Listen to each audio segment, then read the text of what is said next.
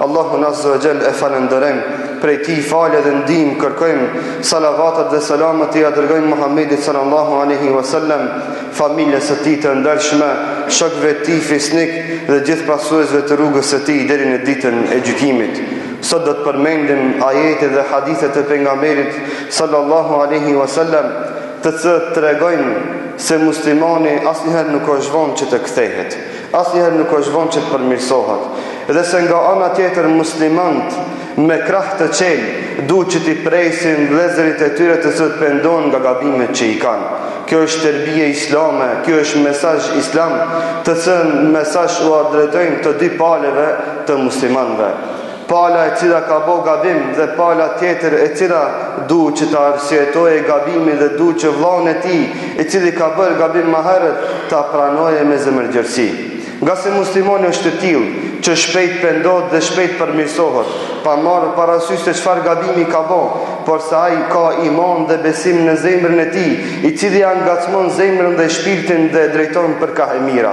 Thot Allahu Azza wa Jall: innal ladhina ittaqaw idha massahum ta'ifun min ash-shaytani tadhakkaru fa idha hum mubsirun.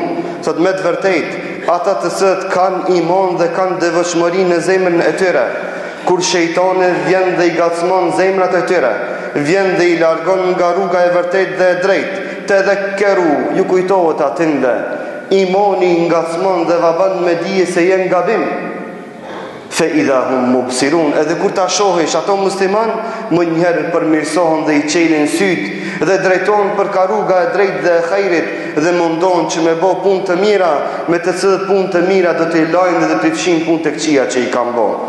Kështu është muslimoni, kështu është besimtari, dhe se çdo musliman, çdo besimtar është i qelun dhe është e mundshme që shejtani ta largojë dhe t'ia mashtrojë nga rruga e vërtetë. Dhe se kjo është ligji Allahut Azza wa Jall, se muslimani i cili ka nga ana tjetër besim në zemrën e tij, më njëherë të përmirësohet dhe të kthehet nga rruga e vërtetë, duke i qelë sytë e ballit dhe sytë e zemrës dhe duke përqafu këtë fe dhe këtë din, duke u mundu vazhdimisht dhe sërish që të bëj vepra të mira që t'i shtyjë të këqija dhe gabimet që i ka bërë.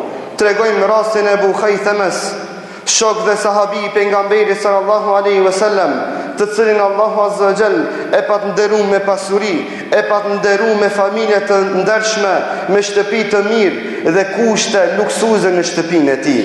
Por se kur dul pejgamberi sallallahu alaihi wasallam në luftën e Tebukit, që kishte nevojë për ndihmën e sahabëve, sepse rruga ishte e gjatë, që është 900 kilometra e tepër, të cilën rrugë duheshte që ta marrin në kom dhe me deve, në nxehtësi të madhe, dhe se Abu Khaythame nuk doli me pejgamberin sallallahu alaihi wasallam në xihad. Qëndroi në shtëpinë e tij, kurse fort mirë dinin ata se çka do me thonë, mos me dalën këtë udhtim me pejgamberin sallallahu alaihi wasallam. Ishte gjuna i madh dhe nga gjunat më të mëdha që konsideroheshin në mesin e sahabëve. Dhe ai nuk dol në këtë luftë, nuk ndulën këtë udhtim me pejgamberin sallallahu alaihi wasallam, sepse e mashtroi shejtani, e mashtroi dunjoja. Sikurse që të gjithë neve ndonjëherë na mashtron shejtani, na mashtron dunjoja. Ama çfarë ndodhi kur erdhi në shtëpinë e tij? Gruaja e tij kishte përgatitën çka ushqim të mirë. Ja kishin fladitën në vendin ku ai duhet me pushu. E kishin zbukuruar shtëpinë e tij dhe atë e ngacmoi imani në zemrën e tij, besimi dhe tha: si ka mundësi Abu Khaythame të kënaqet me të mirat e kësaj dunjoje, të kënaqet me graj, me fllad dhe me ushqim, kurse pejgamberi sallallahu alaihi wasallam dhe shokët e mi janë atje në diell, nuk kanë ushqim dhe janë në rrezik të armikut. Tha vallahi, tha as nuk do të pi. Tha gruaje shpejt tha gruaje, ma ban hazër devën dhe ushqimin nga koma në deve që ta marr të çoj shokëve të mi, sepse unë do të pendohem nga gabimi që kam bërë. Dhe e mor udhën e Abu Khaythame derisa arriti afër pejgamberit sallallahu alaihi wasallam. Dhe shiqoni sjelljen e pejgamberit sallallahu alaihi wasallam ndaj këtij. Edhe pse pejgamberi sallallahu alaihi wasallam kur i thonë ja Rasulullah, filoni s'ka ardhën me neve. Çka thekë pejgamberi sallallahu alaihi wasallam? Nëse ka hajër në të, ai ka mëno bashkangjit. Ani se s'ka tash me neve. Edhe tha ja Rasulullah, është të afru dikush. Pejgamberi sallallahu alaihi wasallam në vete, nga dashuria e madhe që i kishte ndaj shokëve të tij, çka thekë? Tha kun Abu Khaythama. Inshallah është Abu Khaythama, tha. kam dëshirë androj që tjetë Ebu Khaytheme, ky I cili duke është ardhur të cilë nuk jam duke pa. Kjo do me thonë që nëse një vllai jot, një musliman, ban gabim ndaj teje, ëndro që ajtë përmirëso dhe të kthehet te ti. Ëndro dhe thuj inshallah është ky shoku jem, I cili bon një gabim shumë madh ndaj meje, ama inshallah është pendu dhe ka ardhur përsëri që të shoqërohemi së bashku në rrugën e imanit. Dhe ashtu edhe ndodhi ai ke Ebu Khaytheme. Dhe pejgamberi sallallahu alaihi wasallam u gëzoi shumë nga kjo.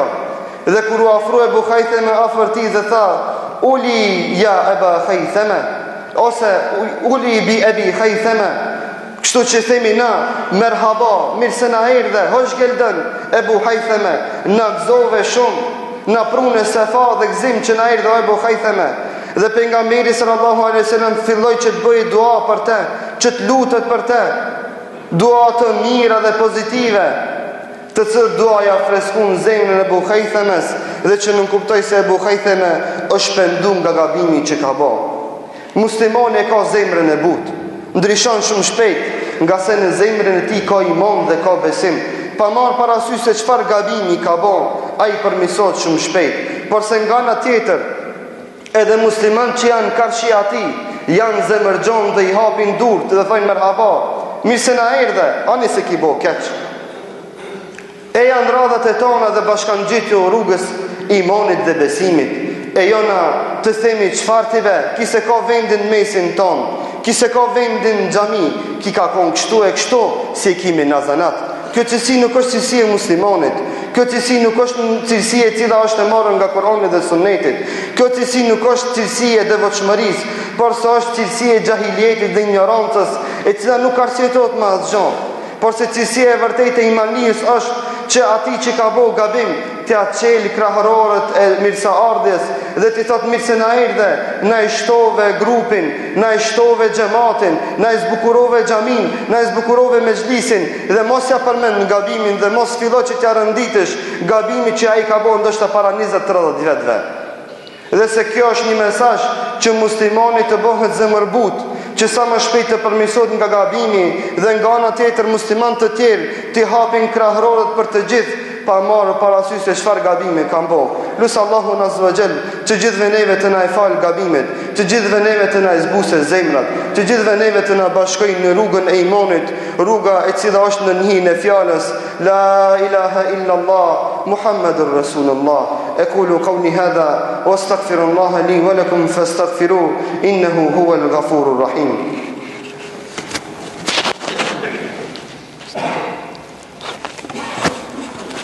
الحمد لله حمدا كاملين كما أمر واشكروه وهو الذي وعد المزيد لمن شكر وأخرجوا حب الدنيا من قلوبكم فإنه إذا استولى أسر واعلموا أن الله أمركم بأمر عميم في كتابه العزيز فقال إن الله وملائكته يصلون على النبي يا أيها الذين آمنوا صلوا عليه وسلموا تسليما اللهم صل على سيدنا محمد وعلى آل محمد كما صليت في العالمين إنك حميد مجيد وبارك على محمد وعلى آل محمد كما باركت في العالمين إنك حميد مجيد اللهم أرنا الحق حقا وارزقنا اتباعه وأرنا الباطل باطلا وارزقنا اجتنابه اللهم لين قلوبنا ووسع صدورنا إنك ولي ذلك والقادر عليه إن الله يأمر بالعدل والإحسان وإيتاء ذي القربى وينهى عن الفحشاء والمنكر والبغي يعظكم لعلكم تذكرون أقم الصلاة بسم الله